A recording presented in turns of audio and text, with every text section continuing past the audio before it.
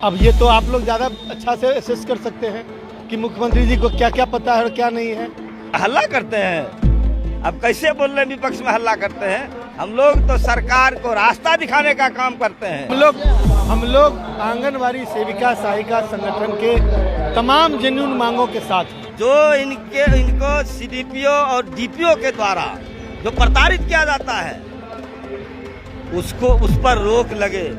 आज 7,000 तक है, आज 7,000 मिल रहा है और इसी तरह जो आंदोलन धारदार होगा 25,000 सरकार को देना पड़ेगा। हमारा कोई विभाग नहीं था और आप जानते हैं कि जो साझा सरकार होती है उसमें कई तरह की मजबूरियां होती हैं। नमस्कार, आप देख रहे हैं रिपब्लिकन न्यूज। ब्रजेश कुमार के साथ हमारे साथ मौजूद हैं आरजेडी के विधायक आलोक मेहता जी। आप लोग जो है आज आए हैं मन साझा करने के लिए आंगनबाड़ी सेविका के साथ। हम लोग आंगनवाड़ी सेविका सहायिका संगठन के तमाम जेन्युइन मांगों के साथ हैं और उस दिशा में कदम उठाया जाना चाहिए।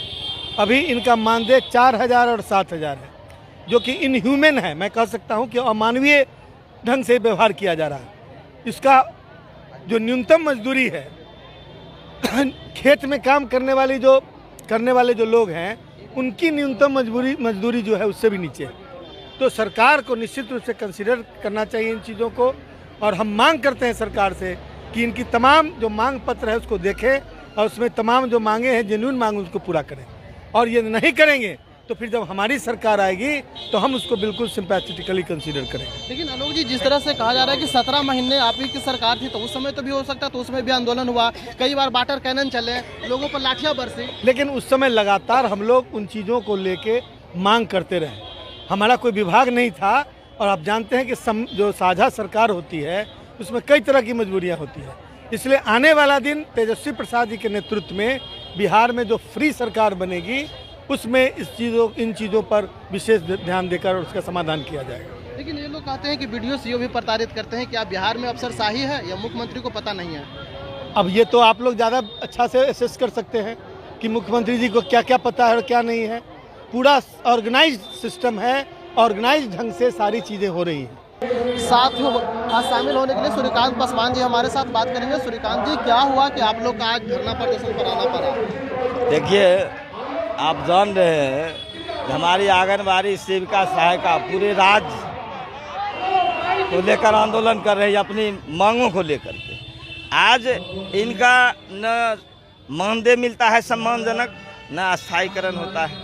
तो इनको कम से कम 25,000 वेतन की मांग हम लोग करते हैं और सरकार के द्वारा जो बराबर इन लोगों को कहा जाता है कि आप ऑनलाइन आप राशन THR वितरण कीजिए। तो ऑनलाइन ये 2015 में ही मोबाइल दिए थे।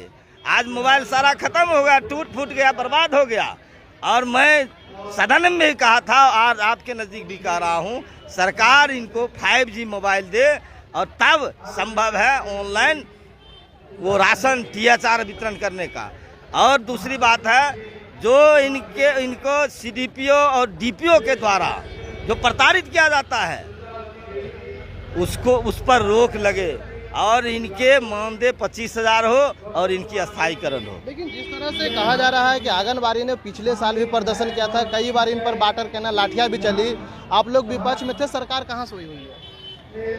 सरकार तो सुनी 500 से लेकर कभी आंगनबाड़ी जो आंदोलन की, ये संगठन ने आंदोलन किया, आज 7,000 तक है, आज 7,000 मिल रहा है और इसी तरह जो आंदोलन धारदार होगा 25,000 सरकार को देना पड़ेगा। क्योंकि इस महंगाई जो चरम सीमा पर है, इस महंगाई में 7,000 रुपया कुछ नहीं है। 2 शाम भोजन नहीं मिल पाएगा सेविका सहायिका। विपक्ष में है, सिर्फ खाली हल्ला करते हैं, मुख्यमंत्री जी काम करते हैं। अरे हल्ला करते हैं। अब कैसे बोल रहे हैं विपक्ष में हल्ला करते हैं? हम लोग तो सरकार को रास्ता दिखाने का काम करते हैं।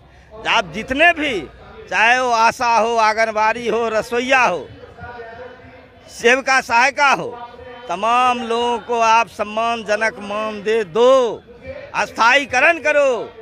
क्योंकि हमारे आंगनबाड़ी सेविका, आशा, ममता, वैक्सीन कुरियर, आज देश के अंदर, हिंदुस्तान के अंदर जो मृत्यु दर घटा है, ये सब इन्हीं का देन है। इन्हीं का देन है। यही लोग जा करके खोजते हैं कौन किनके परिवार में किस तरह का कौन बीमारी है, सरकार तक सूचना देते हैं। आज टीकाकरण भी अगर हुआ है तो आंगनबाड़ी सेविका सहायिका और आशा ममता दीदी का ही देना।